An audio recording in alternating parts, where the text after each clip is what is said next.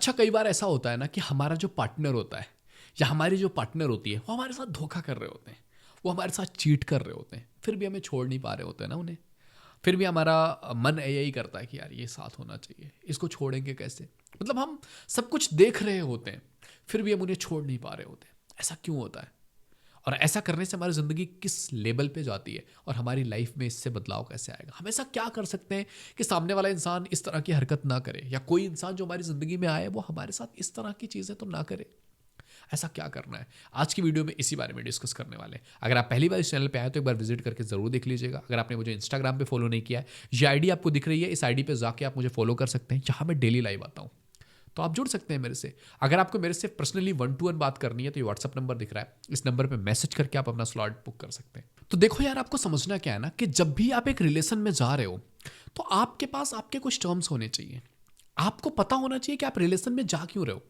आप केवल इसलिए रिलेशन में जा रहे हो कि सब रिलेशन में जा रहे हैं, या आप इसलिए रिलेशन में जा रहे हो कि यार कोई इंसान है जिसे देख के मुझे अच्छा लग गया है, या आप इसलिए रिलेशन में जा रहे हो कि बस एक इनसिक्योरिटी है कि मेरा भी बॉयफ्रेंड होना चाहिए, मेरी भी गर्लफ्रेंड होनी चाहिए, इसलिए जा रहे हो। आपके टर्म्स क्या है रिलेशन में जाने के? आप किसी इंसान के साथ कनेक्ट हो रहे हो, किस बेस पे कनेक्ट हो रहे हो? आपकी बाउंड्रीज क्या है? आपको कैसा इंसान चाहिए? कैसा इंसान एक बेहतर इंसान होता है? क्या आपके पास कुछ कुछ डाटा है? अगर आपके पास इन चीज़ों को लेकर के कोई डाटा नहीं है, आपने इन चीज़ों के बारे में कभी सोचा ही नहीं है कि क्या सोचना है, बस किसी को देखा या किसी ने आपको मैसेज कर दिया, किसी ने आपसे बात करने की कोशिश की और आपने करना ही स्टार्ट कर दिया। किसी ने अपनी आदत लगवाई और आपने अपनी आदत लगा ली उसके साथ। तो ऐसे बेस पर जब आप रिश्ते बनाओगे ना, तो फिर वो इंसान तो आपको मैनिपुलेट करेगा ही, फिर वो इंसान तो अपने हिसाब से चीज़ें करेगा ही। क्योंकि जो लोग इस तरह की चीज़ों में करते हैं ना, जो आपके साथ रिश्ते में रहते हुए भी किसी और के साथ रिश्ते बनाते हैं, वो लोग प्लेयर होते हैं। वो मैनिपुलेट करना जानते हैं, उन्हें पता है कि पहले आदत लगवानी है और फिर इसको ये तो छोड़ के जा नहीं सकती है, फिर इसका भी यूज करना है, फिर और लोगों का भी यूज करते रहना है, फिर ऐसे ही जिंदगी चलेगी। उन्हें पता है कि यार यहाँ पे तो कुछ है ही नहीं, यहाँ पे तो कोई टर्म्स नहीं है, कोई कंडीशन नहीं है, कोई बाउंड्री नहीं है, कुछ भी चीज़ इस इंसान की अपनी है ही नहीं। इस इंसान की तो कुछ समझ ही नहीं है, इस इंसान को कुछ पता ही नहीं है। और ऐसे लोग भोले भाले लोगों को ही टारगेट करते हैं, जो लोग अपने आप को बहुत अच्छा बोलते हैं कि हम तो बहुत अच्छे हैं, हम तो किसी के साथ बुरा नहीं करते हैं। ये लोग उन्हीं को टारगेट करते हैं, क्योंकि उन्हें पता है कि ऐसे लोग किसी का बुरा नहीं करने वाले, बट अपने साथ बुरा होने देंगे। इनको एक बार मैनिपुलेट कर लो ना, एक बार इनको अपने चंगुल में ले आओ, फिर ये कहीं नहीं जाने वाले। तो इस तरह से लोग आपको मैनिपुलेट करते हैं। तो जब आपकी कोई बाउंड्री नहीं होगी, कोई भी रिस्ट्रिक्शंस नहीं होगा, तो कोई भी आपके साथ आ जाएगा, कोई भी आपके साथ कंटिन्यू कर लेगा, कोई भी आपको मैनिपुलेट कर लेगा, कोई भी आपका यूज कर लेगा। और उसके बाद जब आपको पता चलेगा, उस समय आप इतने इमोशनली कनेक्टेड होंगे कि आपको लगेगा कि यार मैं तो छोड़ के जा ही नहीं सकता हूं, मैं तो छोड़ के जा ही नहीं सकती हूँ इस इंसान को। अब तो मेरे को प्यार हो गया है, मेरे को अटैचमेंट हो गया है, मेरे को दर्द हो रहा है यहां से निकलने में, मैं चाह करके भी मूव ऑन नहीं कर सकती हूँ।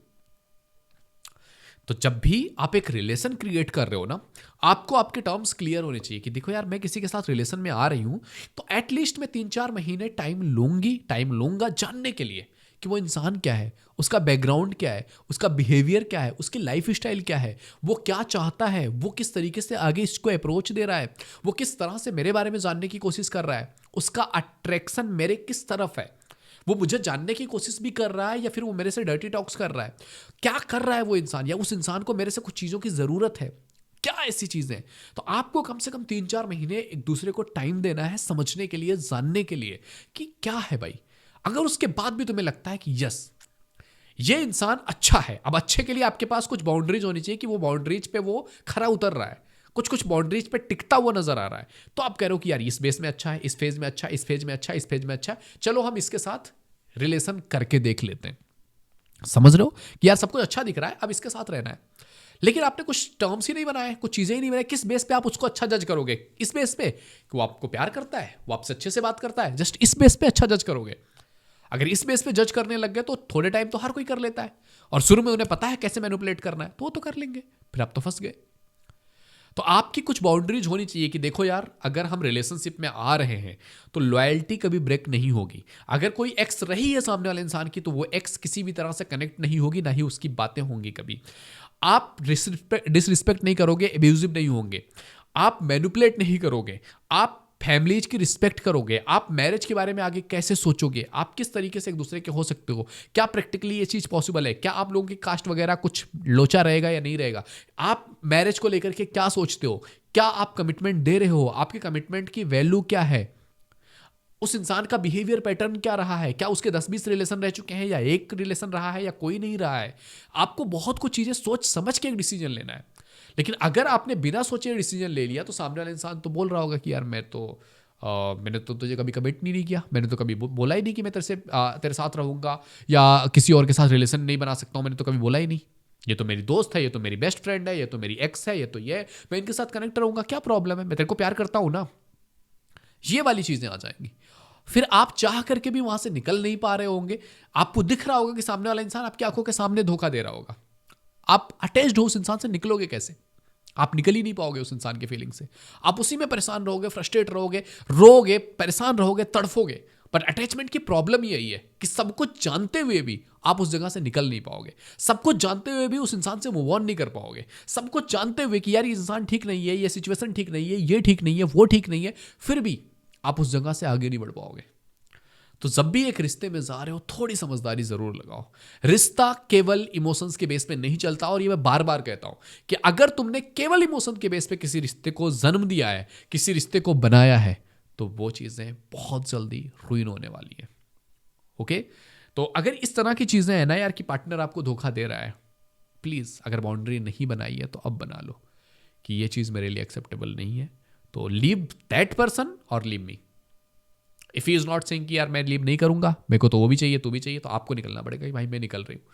अगर मैं चाहिए तो उसको निकाल दो जिंदगी से, अदरवाइज मैं खुद ही निकल जा रही हूं। जब आप अपने लिए स्टैंड लेना स्टार्ट करते हो ना, अपनी रिस्पेक्ट के लिए स्टैंड लेना स्टार्ट करते हो, लॉयल्टी के लिए स्टैंड लेना स्टार्ट करते हो, आप अपनी चीज़ों के लिए स्टैंड लेना स्टार्ट करते हो ना, देन आपकी वैल्यू बढ़ती है। तो work on your self. Okay, तो आई होप ये वीडियो तुम्हें समझ में आया होगा। वीडियो पसंद आए तो लाइक जरूर कीजिए। पहली बार चैनल पे आया तो please visit the channel. If you think it is valuable तो आप सब्सक्राइब कर सकते हैं। आने वाली वीडियोज का आपको नोटिफिकेशन मिलता रहे, इसके लिए चैनल को सब्सक्राइब करके बेल आइकन जरूर हिट कर लीजिएगा। ओके मेरे दोस्त, तो मिलते हैं आपसे अगले वीडियो में। Bye bye, take care.